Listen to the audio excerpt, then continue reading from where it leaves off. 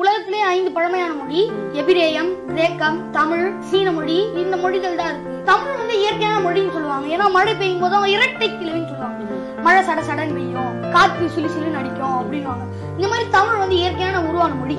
தமிழ் மொழி நீங்க எப்படி கண்டுபிடிக்கிறது? வடமாநில சொற்கள் தவிர்த்து தமிழ் வந்து எப்படி கண்டுபிடிக்கிறதுன்னு பாத்தீங்கன்னா, தமிழ் சொற்கள் வந்து தொங்காது, எப்பவுமே வந்து கரெக்டா முடியும், விகுதியில தான் முடியும். தமிழ் சொற்கள் வந்து வளையாது நெளியாதுன்னு அந்த மாதிரி தமிழ் வந்து ஒரு அருமையான மொழி. தமிழை பிரிச்சு பாத்தீங்கன்னா அருமையான பொருள் தரும். தமிழ் எப்பவுமே தொங்காது, விகுதியில முடியும், இம் இர் அந்த மாதிரி முடியும்.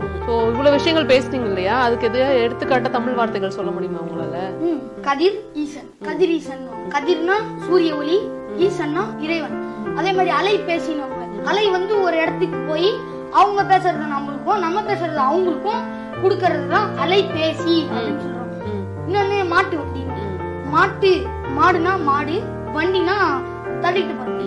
இன்னொன்னு தமிழ்மொழியோட சிறப்பு என்னன்னா, தமிழ் மொழி வந்து இப்ப நீங்க எது புதிய கண்டுபிடிச்சாலும் தமிழ் வந்து அதுக்கு அழகான தமிழ் பெயர் வச்சு. இப்ப நீங்க அதை கண்டுபிடிச்சீங்க, கை கடிகாரம் சொன்னோம், சிறப்பு கை கடிகாரம் சொல்லிட்டோம். அதாவது வந்து ஸ்மார்ட் வாட்ச். இங்க வச்சு நான் லேப்டாப் அப்படின்னு நாங்க மடிக்கணினி அப்படின்னு சொல்லிட்டோம்.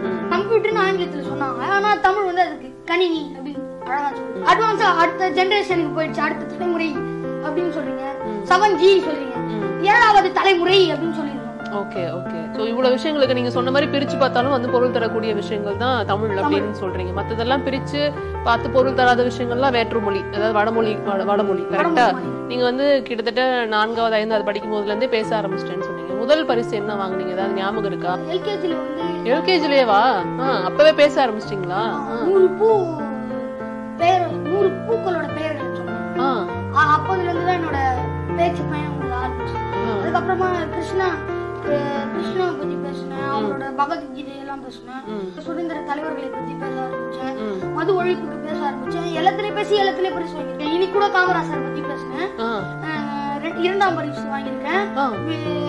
14ஆம் தேதியும் 13ஆம் தேதியும் விருது. ஓகே. இன்னைக்கு காம்படிஷன்ல கலந்துட்டு தான் இங்க வரீங்களா? வசனங்கள் ஏதாவது ஞாபகம் இருக்கா? தீ பறக்கிற மாதிரி வசனங்கள் எல்லாம் பேசி இருந்திருப்பீங்க காமராஜர் பத்தி. என்ன ஏதாவது ஞாபகம் இருந்தா நீங்க வந்து சொல்லலாமே. தோன்றின் புகழோடு தோன்றுக அக்திலார் தோன்றலின் தோன்றாமை நன்று என்று கூறியுள்ளார் எனது ஐயன் வள்ளுவன் என்ற குரலிற்கேற்ப வாழ்ந்து மறைந்த கருப்பு தங்கும் கர்ம வீரர் காமராசரை பற்றி உங்கள் செவிகளுக்கு உணவூட்ட வந்துள்ள தமிழ் மறவன் மசே ஸ்டாலின் பாரதியின் அன்பு வணக்கங்கள். நான் பெரம்பூர் தொன்போஸ்கோ மேல்நிலைப் பள்ளியில் 9ஆம் வகுப்பு பயின்று வருகிறேன். மனிதர்கள் தம்மைத்தாமே தரம் தாழ்த்திக் கொள்வது 3 விடயங்களில் மட்டும்தான்: கல்வி, நிறம், செல்வம் ஆகிய எதுவுமே இல்லாமல் வென்று காட்டியவர் கருப்பு தங்கம் கர்ம வீரர் காமராசர். பரவாயில்ல, பயங்கரமா இருக்கு. இதெல்லாம் எப்படி நீங்க ப்ரிப்பேர் பண்றீங்க? வீட்டுல அப்பா வந்து பண்ண தனியாங்களா, நீங்களே பண்ணிடுறீங்களா? நான் படிப்பேன், மாடுலேஷன் பண்ணுவேன், அப்பா கிட்ட சொல்லுவேன். அவர் வந்து டைப் அடிச்சு தருவாரு, அவரும் நிறைய சேர்ப்பாரு.